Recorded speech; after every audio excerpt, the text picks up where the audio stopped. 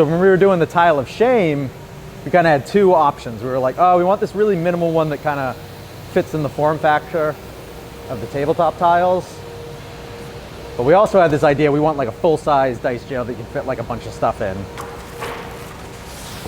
Woo. That's sweet.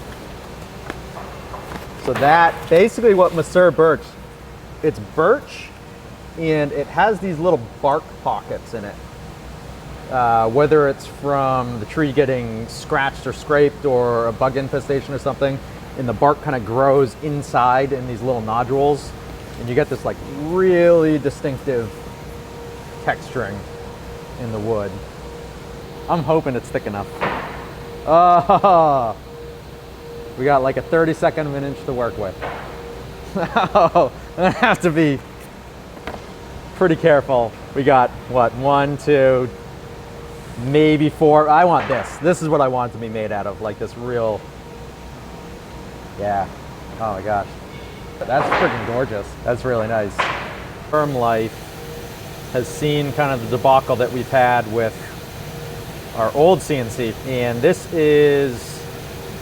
will actually be the first like finished piece that we're cutting on our new one, which is like crazy stupid better than the old one. We have a lot of production stuff we want to get done on this, but because it's kind of a limited time scale, we're sneaking this in as the first product.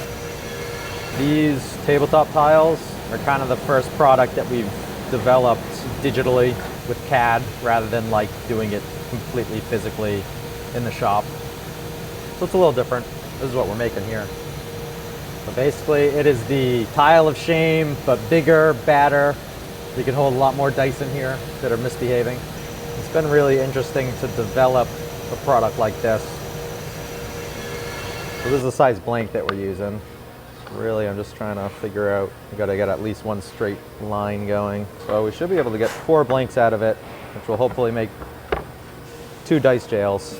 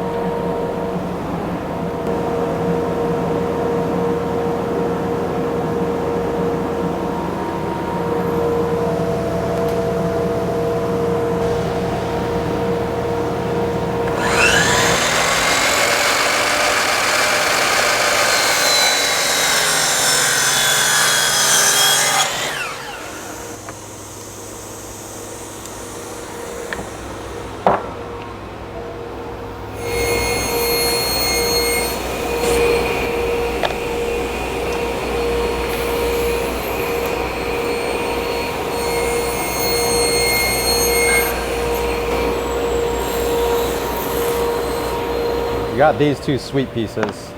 I'm gonna pick whichever side looks not quite as good and put that down, because those will actually be the tops. Gotta check the code one last time, make sure all the origins are correct. And it looks good.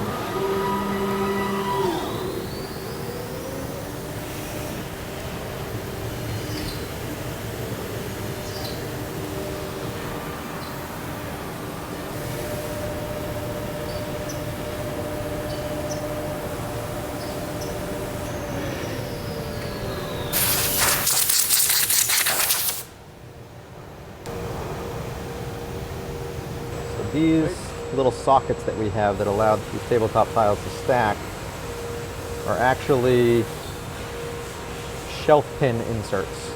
It just so happens that they're just about the perfect size and shape and dimensions and everything, or at least we made it work. Plus we could get them in brass and silver, so you kind of have that contrasting colors. For a lot of the other tiles with all the magnet stacking, you got to make sure the polarity is right. And just a little bit of thin CA glue. And when we sand the tops, it'll sand the cups nice and flush, it'll sand that glue off, And it'll give the metal pieces a really nice brushed look. See how thin that is? It's actually, you can just move it. Because we use a vacuum, you can't cut all the way through. So you have to, it's called onion skinning. And you just leave like really thin amount so the vacuum holds. And then we can just go and break that out, sand it a little bit.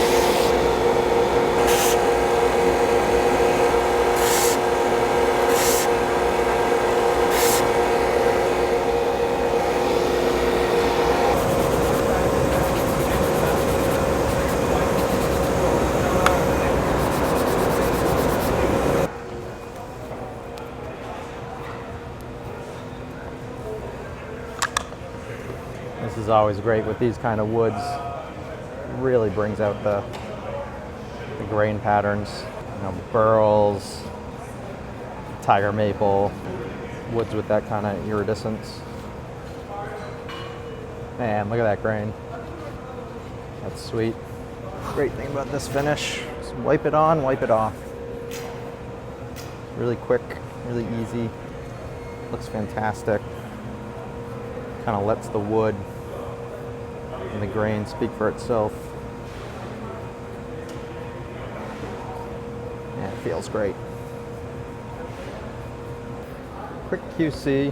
This is basically just checking for imperfections, chipping, blowout. Ah, we just got the prism bars in. Keep those dice in line.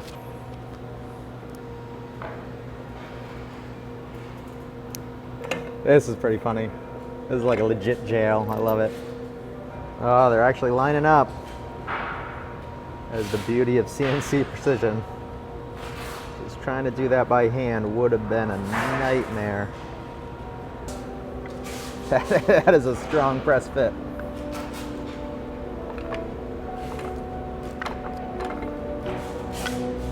Oh, that's so that is awesome. It's pretty funny. That can hold a lot of bad dice.